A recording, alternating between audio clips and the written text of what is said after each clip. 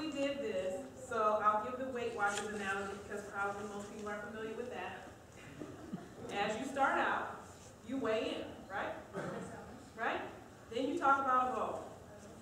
As you weigh in, you establish your goal, a certain percentage. It's usually not that in 6 weeks I'm going to lose 40 pounds. That's not realistic.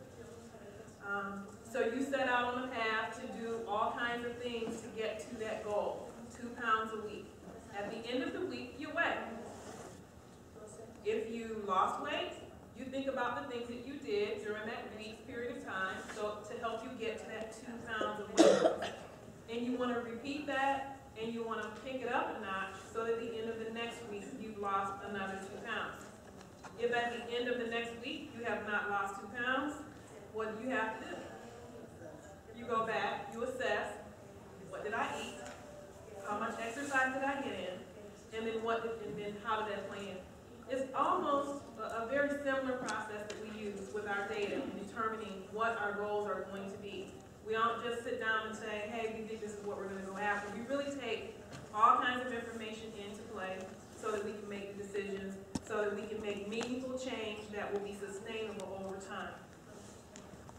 So our goals are to develop instructional leaders, K through 12, to increase student achievement in literacy and math in a site-based management model.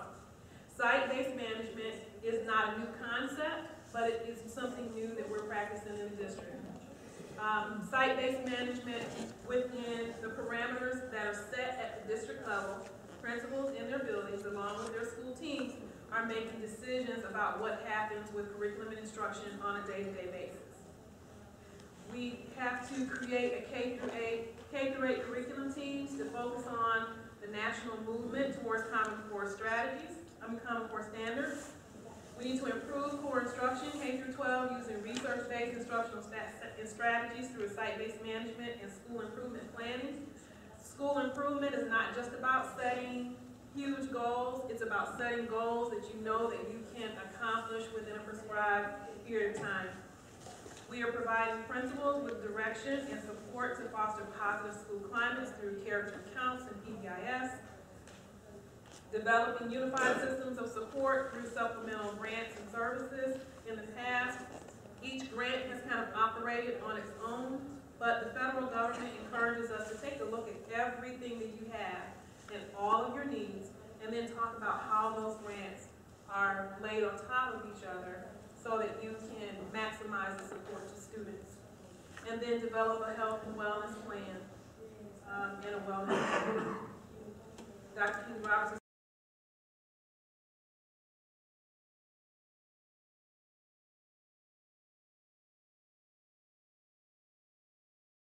Try to talk about there's a lot of focus on the ESL and our model learners, and absolutely nothing about the other end of the spectrum and our higher performing students and what's available to them. Are you looking at them? Yes, I'm glad you asked that question, and actually I should have talked about that in the very beginning as we were talking about things. Yes, we know that we have students on each end of the spectrum. We do have a large, the majority of our students are performing under where they should be. But we do have some students that excel. So we have already started down the path of offering like accelerated classes. The tools that we purchase we call them intervention tools. However, they're differentiated instructional tools that can really support kids on either end. For example, Compass Learning. We have Compass Learning in all of our elementary schools and our middle schools.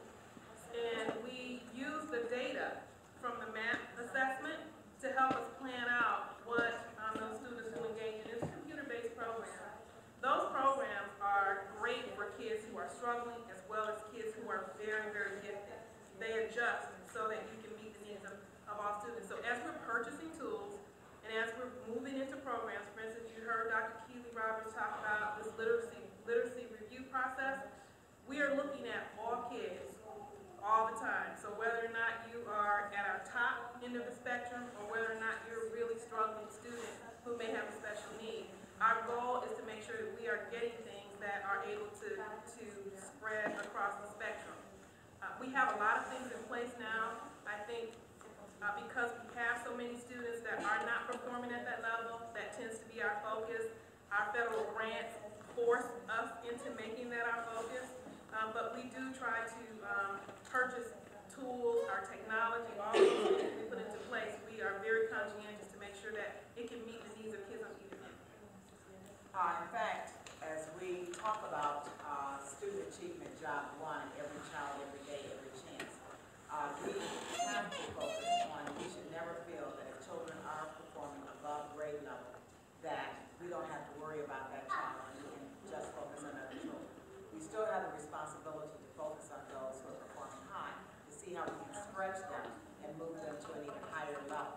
As we talk about just being college and career readiness, as we talk about competing globally, we know that it's not enough and that we still have a responsibility to develop kids so that their skills stretch beyond where they are, so that they have options that go beyond their wildest dreams, beyond what their parents even imagine, and that we do a good job of preparing them so that they have options available to them and that they are not limited with the schools they can go to, just what they can access as they move forward. So I would say that as we take a look at the work that's going on, whether it's in our elementary schools, in our middle schools, and at the high school, and if any parent is feeling that there is a need for further challenge and stretching of the child to be able to perform at a higher level, and that the child is already meeting and is not really challenged, because we don't want kids to be bored, and we don't want a lack of challenge within the classroom. And if you as a parent, as your child's first teacher